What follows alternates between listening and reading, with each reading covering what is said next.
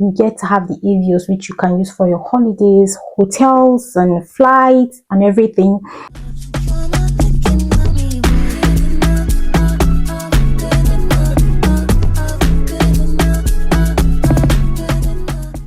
I'm so excited to have you guys on my channel, and thanks for clicking on this page. So I had shared my story about starting my business, and today I want to start a first series of how to raise capital for your business. I know a lot of people have heard of different means of raising capital, and I'm not here to tell you anything different, but then if you're in England, I just have some little cheats for you that you can use to raise capital to start with number one, and that's personal savings. I know a lot of people will say it's hard. I know it's hard, but you can start with as little as £100 a week, and at the end of the week, at the end of the month, you have £400, which is quite very realistic. And if you're still working on your business plan, that will give you a long time to save. Say by the time, if you have 6 months, 7 months to work, by the time you're able to save 400, 500 a month, then you will be able to save, say, 2,000 plus or 3,000 by the time your plan is ready. Secondly, if you want to raise capital, you can also push yourself to do more shifts. That's mean picking extra shifts just to save money so that you'll be able to start up that business you want to start, which is a good idea. Now, family and friends, you can actually go to family and friends and get loan or gifts. If you have friends or your family members that have money or cash, extra cash, you could like say, dash you this, dash you that. And in England, GoFundMe works a lot. So if you have an idea that is actually very touching and you think it has a lot of lives to touch, you can start a GoFundMe, and people are that passionate to help you start up a business. Please, if you're seeing my posts, like my video. If you don't like, YouTube is not going to refer my video to other people. Please like and share. So it's telling YouTube that this video is actually informative and it's a good video. Thank you very much. More business loans. So there are platforms that give business loans to small startups, then at the end, and then they take, I think, a very small amount of interest from it.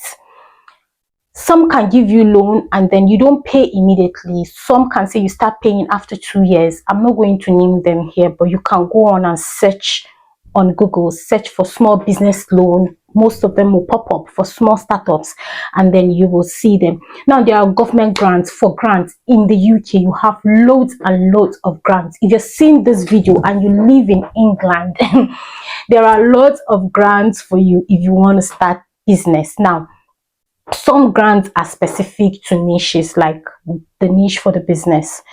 Some will be fashion business, say retail, say food, say whatever. They have different means of they have different types of grants for you. Now, but the K-leg is I will call it a K-leg. So you have to have IRL before you to be able to have some of those grants. I don't know if my hand has still not yet seen, or I've not yet been able to see the one that is from just some people on tier 2. So I've not been able to see for people on tier 2, but I kid you, there was an event my friend went to. This particular event, they had about 10,000 to give to startups, and they had more than 100 slots. This man said they had just 20 people that had applied. In 100 slots, they just had 20 people that apply to give 10,000 to startups. But you have to have IRL or have indefinite, you need to have your indefinite leave to remain, or you're a citizen. You can't have it. So we could not, because our visa says we don't have access to public funds.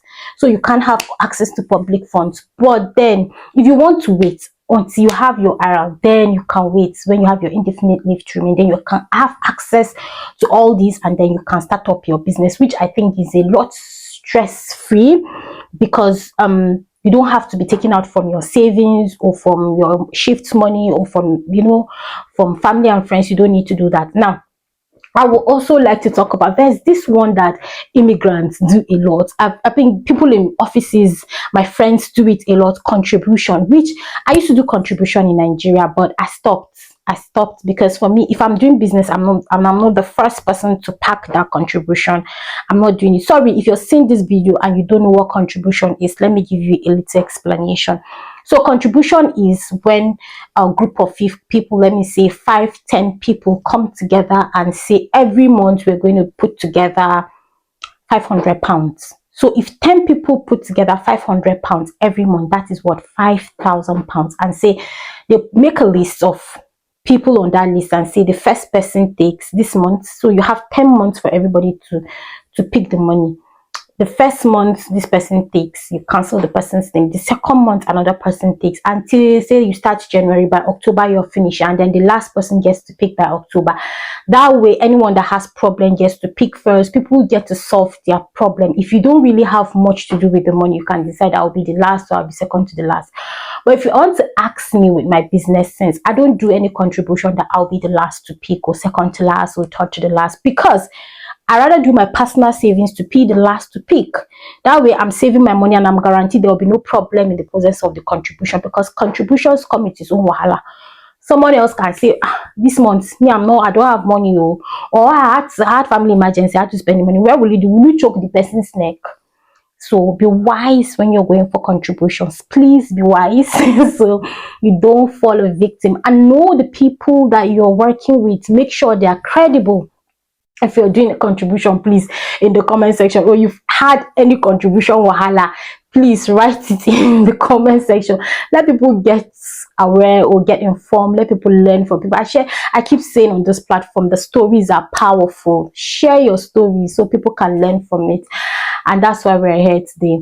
So please, contribution, make sure that you're either the first or the second, so you can invest in your business and you can use the interest to actually pay back the contribution. That way is wise. You're not using your money, you're just, turning it around and using interest to pay back. Now the last one I have is credit card. I know I'm supposed to put credit card on loans, but why I decided to put it that is because I feel like it's a special package. Now, credit cards, I don't know if you've used credit cards before, but on this video I'm going to talk about my own credit card that I use. I use American Express, and on American Express it has a lot and lots of packages that come with it. It's not just, I know people are just used to using it, so from every £1 you spend or so, you get like 1 iViews or so. Those iViews are kind of saved for you in your British account, now British Airways account. So you can have, so if you've spent 5,000, you can have, the first time they guarantee you or they allow you to have, you apply and then maybe get 1,000 or 2,000 pound credit card. The more you use it, the more you're saving your iViews. Now those iViews can be saved, and when you need them, say you're traveling and you need to book a flight ticket. Let me give you this story, which is real. My husband's friend was bringing his family into the UK, and I think at that time the flight ticket was about, for 3 of them he was going to spend about 1,500.